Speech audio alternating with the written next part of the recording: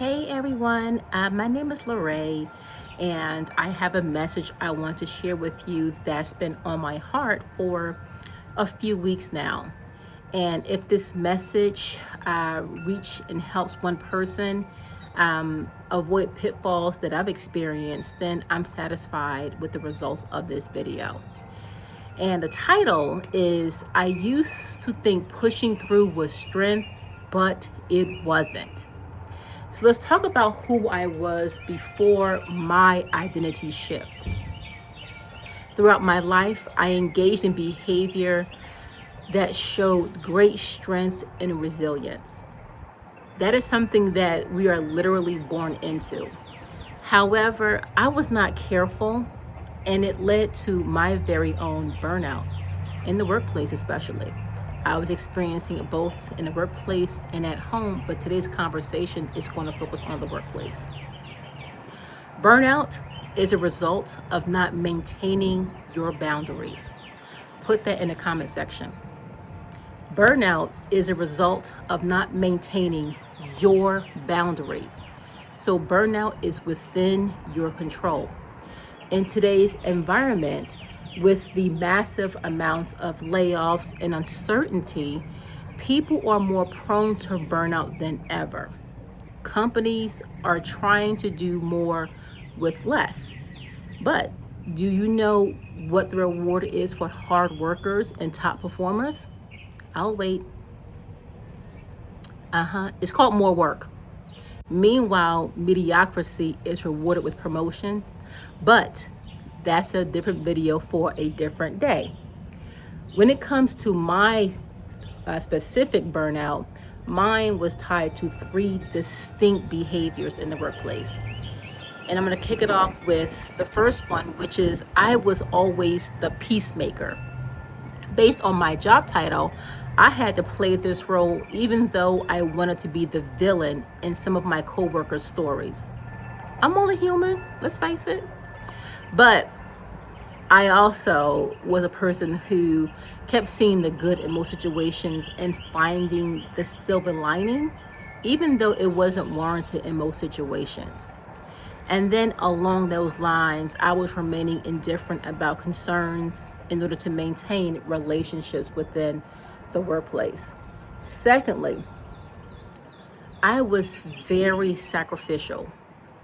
I was putting everyone else's needs ahead of my own in the workplace, thinking that I had something to prove. I was already in the role. I had already proven myself, but I still was going 150% when it came down to my role. And so things that I was engaging in that were sacrificial was, first and foremost, I was canceling some of my vacations. Unfortunately, I was canceling vacations to attend quarterly meetings, to do travel meetings, to travel overseas, things that the business needed. And I missed out on a couple of great vacations as a result of this. And then even when I took my vacations with my family, guess who joined me? My cell phone and my laptop. So I was literally working on vacation. And that was not fair to my family or myself. You know, considering family bonding time is so important. Time is such a luxury, and it's the only source that doesn't renew itself. So we have to respect the fact that we have to separate work from home and learn to live within the present. Another thing that I was doing on a regular basis was that I was missing my annual appointments.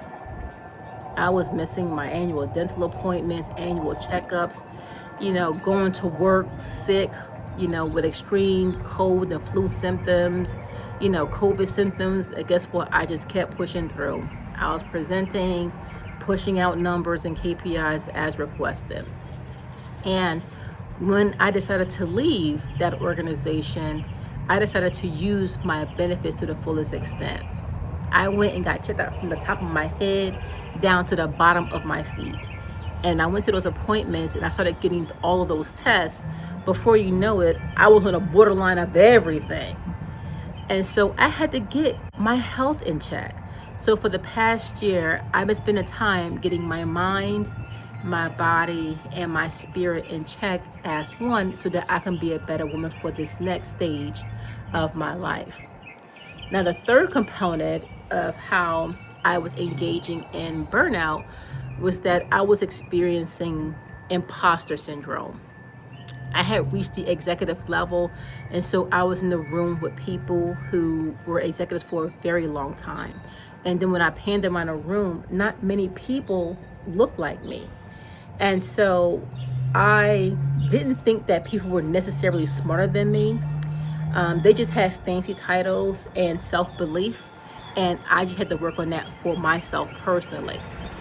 And then in the beginning of my career, when I wasn't an executive, I was playing small, just to make others feel validated and not intimidated by my presence. But at some point, I started to feel my spirit shift completely. I no longer desired to fit in because I was born to stand out. My purpose isn't defined by my career. So conversations and interactions began to feel meaningless in the office. I was feeling devoid of workplace politics and antics because my heart wasn't aligned.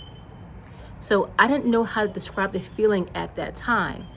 I can recall when people walked into my office for an employee relations concern, I found myself analyzing the overall impact rather than the root cause of the issue.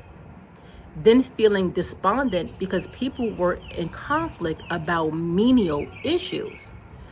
So, as an example, here's a story about what happened in the workplace at one moment in time. And I remember there were two mature women. They had to be about 10 to 15 years older than I was at the time.